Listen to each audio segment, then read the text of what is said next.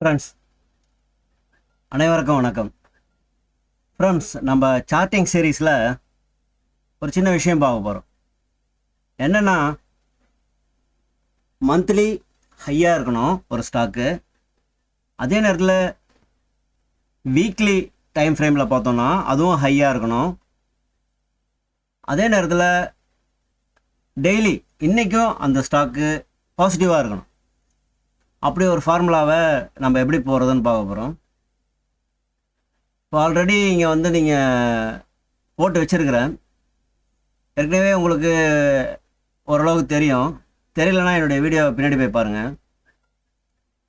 First பாஸை solve கொடுத்துங்க, cash segment கொடுத்துங்க. இதில் இப்போ ஃபியூச்சர்ஸு எல்லா செக்மெண்ட்டும் கொடுத்துருக்காங்க, அதையும் பார்த்துங்க. இப்போது டெய்லியில் கிரேட் ஆர்எஸ்ஐ போட்டு நம்ம பார்க்க போகிறோம். RSI 14 போட்டுங்க, கிரேட்டர் தான் நம்பர் 70 போட்டுங்க.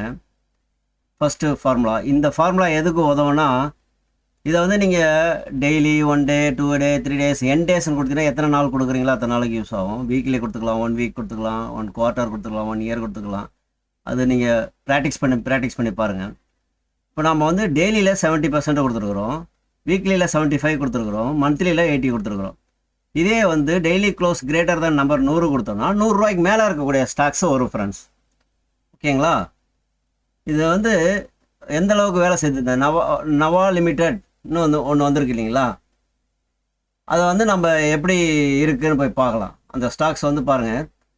இப்போ உங்களுக்கு ட்ரேடிங் வியூவில் இது ஓப்பன் பண்ணி காட்டுது. இதே மாதிரி ட்ரேடிங் வியூவில் ஓப்பன் பண்ணி பார்க்குற மாதிரியும் உங்களுக்கு ஆப்ஷன் வரணுன்னா அடுத்த வீடியோவில் போடுறோம் ஃப்ரெண்ட்ஸ், பாருங்கள். இப்போ பாருங்கள், இந்த நவா வந்தது இல்லையா? இப்போ டெய்லியில் பாருங்கள் புல்லிஷாக இருக்குது. ஓகேவா? அப்படியே வீக்லியில் பாருங்கள் க்ரீன் கேண்டிலாகவே இருக்குது. மந்த்லியில் பாருங்கள் ஃபுல்லாக க்ரீன் கேண்டிலாக இருக்குது. ஃப்ரெண்ட்ஸ், இந்த மாதிரி ஸ்டாக்ஸை நம்ம செலக்ட் பண்ணுறதுக்கு இந்த ஃபார்முலா ரொம்ப ஹெல்ப் பண்ணும் ஃப்ரெண்ட்ஸ். எல்லோரும் ட்ரை பண்ணி பாருங்கள், இதை போட்டு பாருங்கள்.